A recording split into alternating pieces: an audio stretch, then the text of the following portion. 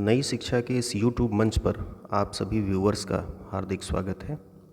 आज के इस वीडियो में हम सीटेट दिसंबर 2019 के पेपर 1 के हिंदी भाषा द्वितीय के पेडागोजिकल इश्यूज़ अर्थात शिक्षा शास्त्रीय मुद्दों से संबंधित प्रश्नों पर अपनी चर्चा को आगे बढ़ाएंगे। तो आइए शुरुआत करते हैं। आपका पहला प्रश्न अर्थात प्रश्न पत्र के अनुसार प्रश्न संख्या 136, सामाजिक अंतःक्रिया की अवधारणा किससे संबंधित है? आपके विकल्प हैं पहला चॉम्स्की, दूसरा वाइगोत्स्की, तीसरा स्किनर और चौथा पियाजे। तो इस प्रश्न का जो उचित उत्तर है वह है आपका विकल्प दूसरा अर्थात वाइगोत्स्की। वाइगोत्स्की महोदय ने बच्चे के भाषाई विकास के संदर्भ में सामाजिक अंतःक्रिया को महत्वपूर्ण माना, यानी सोशल इंटरेक्शन को उन्होंने इंटरेक्शन पर कह लीजिए कि उन्होंने काफ़ी बल दिया। और प्रश्न महत्वपूर्ण है, आता भी रहता है, तो इस प्रश्न को आप ध्यान में रखिएगा। जहाँ तक बात इसके विस्तार की रही, तो जब हम चाइल्ड डेवलपमेंट एंड पेडागोजी यानी बाल विकास से संदर्भित चैप्टर्स को पढ़ेंगे तो वहाँ विस्तार से भाषाई विकास को जब हम देखेंगे तो वहाँ इनकी चर्चा विस्तार से की जाएगी। आगे बढ़ते हैं। प्रश्न संख्या 137, स्किनर ने भाषा सीखने की प्रक्रिया में किस पर सर्वाधिक बल दिया? आपके विकल्प हैं पहला भाषा अर्जन क्षमता, दूसरा सृजनात्मकता, तीसरा अंतःक्रिया और चौथा अनुकरण। तो जहाँ तक इस प्रश्न के सही उत्तर की बात है तो वो हो जाएगा आपका चौथा विकल्प अर्थात अनुकरण। अनुकरण पर स्किनर महोदय ने भाषा सीखने की प्रक्रिया में सर्वाधिक बल दिया है।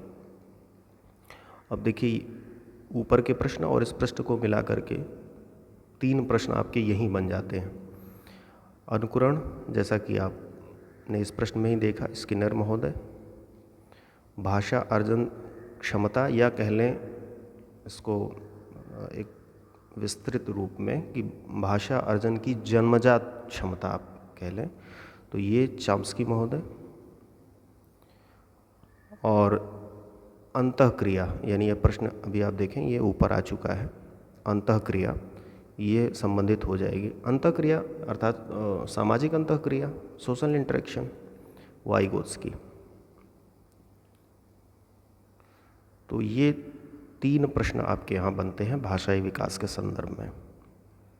इन तीनों का आप ध्यान में रखिएगा, तीनों ही महत्वपूर्ण हैं और एक आध साल गैप करके मान लीजिए कि वो पूछे जाते रहते हैं। आगे बढ़ते हैं। प्रश्न संख्या 138, बच्चों की भाषाई क्षमताओं के आकलन के लिए सर्वाधिक सहायक है कौन सा विकल्प? ये आपको बताना है। आपके विकल्प हैं पहला बच्चों और शिक्षक की परस्पर औपचारिक बातचीत, दूसरा बच्चों का शिक्षक द्वारा प्रदत्त अभ्यास कार्य, यह महत्वपूर्ण है या सर्वाधिक सहायक है, तीसरा बच्चों की परस्पर अनौपचारिक बातचीत, यह सर्वाधिक सहायक है आकलन के संदर्भ में, अथवा चौथा विकल्प बच्चों की कक्षा में औपचारिक बातचीत। तो देखिए, जहाँ तक बच्चों की भाषाई क्षमताओं के आकलन का संदर्भ है तो जो आपका तीसरा विकल्प है वह सर्वाधिक उपयुक्त है कि बच्चे जब आपस में अनौपचारिक बातचीत कर रहे हों तब आप उनकी भाषाई क्षमता का आकलन एक शिक्षक के रूप में सर्वाधिक बेहतर तरीके से आप कर सकते हैं। और प्रश्न के संदर्भ में जो औपचारिक बातचीत की चर्चा आई है, तो औपचारिक बातचीत में भाषाई कौशलों का अंदाज़ा लगा पाना, चूँकि वो स्ट्रक्चर्ड होती है बातचीत या संरचित बातचीत होती है कह लीजिए, जब आप औपचारिक किसी मंच पर अपनी बात को रखते हैं औपचारिक रूप से, तो वहाँ आप उस व्यक्ति के या खुद के कह लीजिए उसी पहलू को आप देख सकते हैं जो वह आपको दिखाना चाहता है। क्योंकि वह पूरी तरह से औपचारिक होती है। और जहाँ तक अनौपचारिक बातचीत का सवाल रहा, तो इसमें व्यक्तित्व के या कह लीजिए भाषाई विकास के जो समस्त पहलू हैं वो उजागर हो जाते हैं या खुल करके आपके समक्ष आ जाते हैं। तो इसके ज़रिए हम भाषाई विकास का आकलन बेहतर तरीके से कर सकते हैं। आगे बढ़ते हैं। प्रश्न संख्या 139। कौन सा प्रश्न कक्षा में बहुभाषिकता को पोषित करता है, यानी उसको बल प्रदान करता है? पहला, तुम्हारे घर में किस किस की महक आती है? दूसरा, फूलों के नाम अपनी भाषा में लिखो। तीसरा, अच्छी लगने वाली महक को क्या कहेंगे? और चौथा, बुरी लगने वाली महक को क्या कहेंगे? तो इस प्रश्न का जो सर्वाधिक उचित उत्तर है वह हो जाएगा आपका दूसरा विकल्प, यानी फूलों के नाम अपनी भाषा में लिखो। बहुभाषिकता को कक्षा में पोषित करने का सर्वाधिक बेहतर तरीका आपका दूसरा विकल्प ही है। इस विकल्प के जरिए आप बच्चों को उनकी मातृभाषा में जिस भी मातृभाषा को वे जानते हैं, क्योंकि कक्षा जो है आपकी मल्टीलिंगुअल हो गई है, तो ऐसी स्थिति में हर बच्चा फूलों के नाम अपनी अपनी मातृभाषा में या अपनी भाषा में कह लीजिए वह लिखेगा, और इससे बहुभाषिकता को पोषण मिलेगा। आगे बढ़ते हैं। प्रश्न संख्या 140। प्रश्न है, इस कहानी में पहाड़ी घाटी शब्दों का इस्तेमाल हुआ है। पहाड़ी इलाके से जुड़े हुए और शब्द सोचकर लिखो। यह अभ्यास प्रश्न, यानी इस तरह का अगर आप अभ्यास प्रश्न दिया हुआ है या आप स्वयं बना करके दे रहे हैं, तो वह किसका उदाहरण होगा? आपके विकल्प हैं। पहला, शब्दकोश का विकास करेगा यह अभ्यास प्रश्न, अथवा दूसरा, पर्यायवाची शब्दों से परिचय कराएगा, तीसरा, संदर्भ में व्याकरण को बता रहा है, अथवा चौथा विकल्प, शब्द भंडार में विकास को बता रहा है। तो इसका तीसरा विकल्प सही है। यह संदर्भ में व्याकरण की यहाँ बात हो रही है।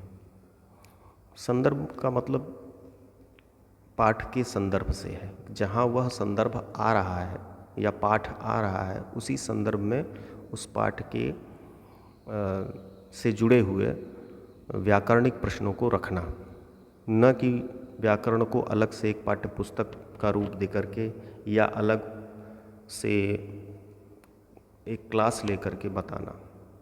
जहाँ जहाँ पाठ में जो भी चीज़ें आ रही हैं व्याकरणिक दृष्टि से, चाहे वह संधि हो, समास हो, तद्भव हो, तत्सम हो इत्यादि, उनको वहीं पर व्याकरण के संदर्भ में देखना, यही होता है संदर्भ में व्याकरण। आगे बढ़ते हैं। प्रश्न संख्या 41। शिक्षण प्रक्रिया को रुचिकर बनाने में कौन सी शिक्षण सामग्री सहायक होती है? आपके विकल्प हैं। पहला, वीडियो परख, दूसरा, पत्र पत्रिकाएं, तीसरा, ऑडियो वीडियो, और चौथा, वैविध्यपूर्ण। तो ठीक बात है, चौथा विकल्प हमारा सही हो जाएगा, वैविध्यपूर्ण, क्योंकि ये विविधता लिए, वैविध्यपूर्ण का तात्पर्य विविधता लिए हुए जो सामग्री हो, तो इसमें सबका समावेश हो जाएगा। इसमें बाल साहित्य भी आ जाएगा, ऑडियो वीडियो जो एड्स हैं वो भी इसमें सम्मिलित हो जाएंगे। तो यह एक विस्तृत पक्ष हो जाएगा जो कि सबको समाहित किए हुए है। आगे बढ़ते हैं। प्रश्न संख्या 142। प्राथमिक स्तर पर भाषाई क्षमताओं का विकास क्या है और साहित्य क्या है? अर्थात दोनों बातों को आपको बताना है कि भाषाई क्षमताओं के विकास को आप क्या मानते हैं और साहित्य को क्या मानते हैं। यह प्रश्न भी रिपीटेड है, कई बार आता रहता है, तो ध्यान में रखिएगा इसको। तो भाषाई क्षमताओं का विकास जो है वह साध्य होता है और जो साहित्य है वह साधन होता है। तो इस तरह से विकल्प पहला आपका सही है। यही चीज़ उच्च स्तर पर जाकर के यानी पोस्ट ग्रेजुएशन के बाद कह लीजिए, या पोस्ट ग्रेजुएशन की स्थिति पर कह लीजिए, विपरीत हो जाता है, यानी इसका क्रम उल्टा हो जाता है। अब साहित्य जो है वह साधन न होकर के साध्य हो जाता है, और भाषा कौशल जो है, यानी सुनना, बोलना, पढ़ना, लिखना इत्यादि, वह साधन हो जाते हैं। ठीक, ये उच्च स्तर परिस्थिति बनेगी। प्राथमिक स्तर पर आपका पहला विकल्प जो है वह सही है। आगे बढ़ते हैं। प्रश्न संख्या 143।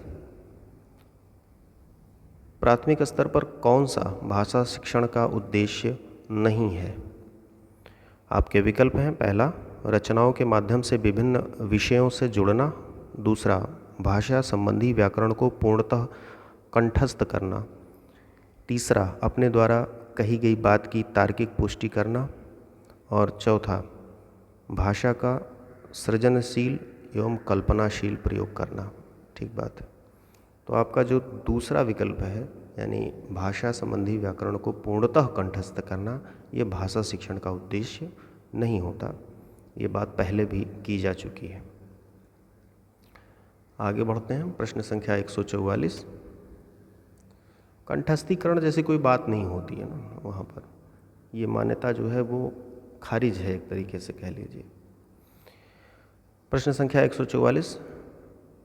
कक्षा में भाषा की किसके प्रति और क्या बनकर उसका उपयोग भाषा शिक्षण में करना चाहिए? आपके विकल्प हैं, पहला संवेदनशीलता और कठोर, दूसरा एकरूपता और संवेदनशील, तीसरा विविधता और विद्वान, चौथा विविधता और संवेदनशील। तो ये चौथा विकल्प जो है आपका सही है, यानी पहला जो रिक्त स्थान है वहाँ हो जाएगी विविधता और दूसरे में संवेदनशील। अब अगर आप इस सेंटेंस को पूरा पढ़ें कि कक्षा में भाषा की विविधता के प्रति संवेदनशील बनकर उसका उपयोग भाषा शिक्षण में करना चाहिए, और ये जो बात हो रही है ये बहुभाषिक कक्षा के संदर्भ में हो रही है। ये चीज़ आप ध्यान में रखिएगा। आगे बढ़ते हैं। प्रश्न संख्या 145। प्राथमिक स्तर पर कौन सी गतिविधि बच्चों की मौखिक अभिव्यक्ति के विकास में सबसे कम प्रभावी है?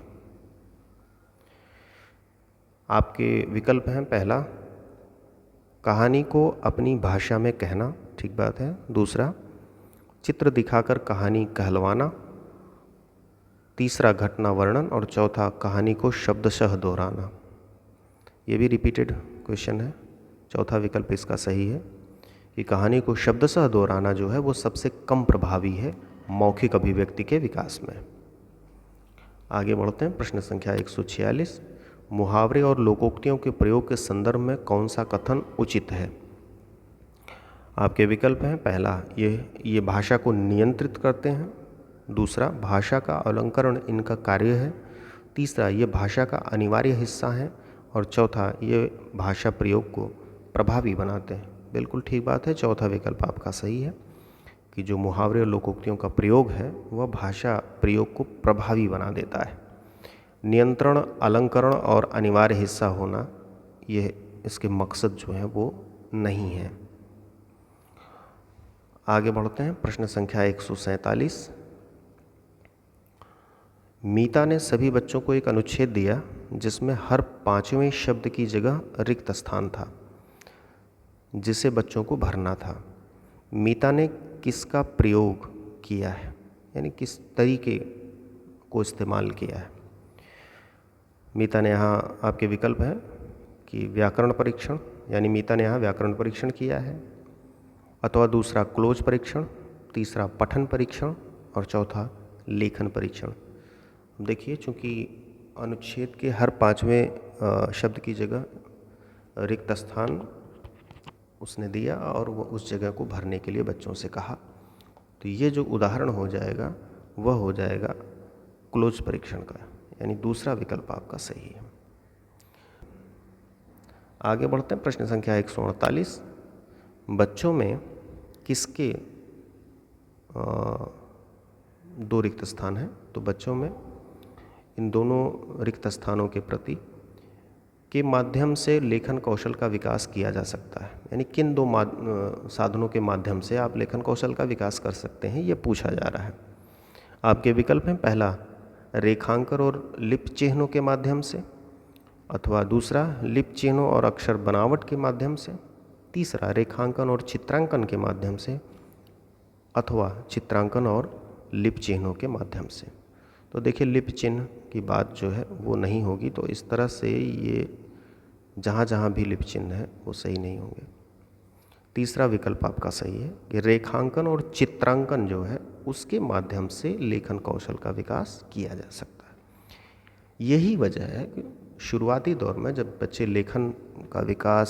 बच्चों में लेखन का विकास करना होता है तो उन्हें कुछ आड़ी तिरछी रेखाएं, जैसे कुछ भी बनाए हो ऐसे, और या बाद में चल करके कुछ खड़ी लाइनें, कुछ पड़ी लाइनें, कुछ गोल आकार, चौकोर आकार, ऐसे चीज़ें सिखाई जाती हैं शुरुआती दौर में, जिससे वो अपने पेंसिल को या कलम को कह लीजिए पकड़ने और अपने हाथ के संचालन, हस्त संचालन पर अपना नियंत्रण स्थापित कर सकें। इसी क्रम में उन्हें चित्र बनाने के लिए भी कहा जाता है। तो लेखन कौशल का विकास जो है वो रेखांकन और चित्रांकन के जरिए किया जा सकता है। पिछले वीडियो में भी मैंने आपको बताया था कि ये जो इस तरह का डायग्राम एक बन जाता है, या कह लें कि आप आड़ी तिरछी रेखाएं ये बन जाती हैं, ऐसे बच्चे करते रहते हैं गोचा गाची के, तो इसे स्क्रबलिंग कहते हैं हम। इस बात को भी ध्यान में रखिएगा। तो इस तरह से आपका जो 148 का तीसरा विकल्प जो है वो सर्वाधिक उचित है। आगे बढ़ते हैं, प्रश्न संख्या 149। मुदिता अक्सर श को स बोलती है। मुदिता की भाषा शिक्षिका के रूप में आप इस स्थिति के बारे में क्या कहेंगे? आपके विकल्प हैं, पहला, यह भाषागत ज्ञान का अभाव है, कि दूसरा भाषा प्रयोग में लापरवाही को दर्शाता है, तीसरा यह भाषागत त्रुटि है, और चौथा यह क्षेत्रीय भाषा का प्रभाव है। बिल्कुल, श को स बोलना यह उसके जिस क्षेत्र में वह निवास करती है उसका प्रभाव हो सकता है, जिस वजह से वो तालव्य श जो है उसको स बोल रही है। यह प्रश्न भी रिपीटेड है, पहले भी आ चुका है। आगे बढ़ते हैं, प्रश्न संख्या 150। निम्नलिखित में से कौन सा प्रश्न बच्चों की भाषा क्षमता के विकास में सर्वाधिक सहायक है? आपके विकल्प हैं, पहला, तितली और कली ने क्या खेल खेला, दूसरा, तुम्हारी मनपसंद किताब कौन सी है, तीसरा, डाल डाल का इस्तेमाल करते हुए वाक्य बनाओ, और चौथा, तितली कली के पास कब गई होगी और क्यों। तो देखिए, भाषाई क्षमता के विकास में आपको उन्हीं प्रश्नों को रखना है एक शिक्षक के रूप में जहां भाषा को अधिकांशतः विस्तार मिले, बच्चों को अपनी बात कहने का भरपूर समय मिले, तभी आप भाषाई क्षमता का विकास कर सकते हैं। अथवा कह लीजिए कि अगर आपको आकलन भी करना है तो भी आपको ऐसे ही प्रश्नों का समावेश करना होगा।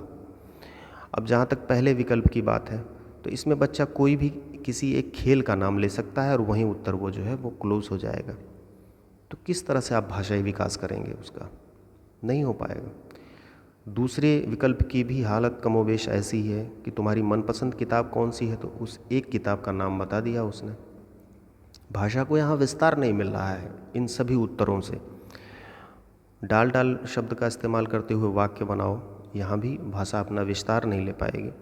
लेकिन चौथे विकल्प में तितली कली के पास कब गई होगी, अब बच्चा इस पर चिंतन करेगा, अपना पक्ष रखेगा कि क्यों वो गई, तो उसको कहने का भरपूर समय मिलेगा, भाषा को विस्तार भी साथ साथ मिलेगा, और कब गई होगी और क्यों गई, इन दोनों बातों से संबंधित अपनी बात को बच्चा रख पाएगा और यह भाषाई क्षमता के विकास में सर्वाधिक सहायक भी होगा। तो आज के इस अंतिम प्रश्न के साथ ही हमारी चर्चा यहीं समाप्त होती है। मिलते हैं आप सभी से नेक्स्ट वीडियो में। आप सभी को एक अच्छे भावी शिक्षक के रूप में हार्दिक शुभकामना। धन्यवाद।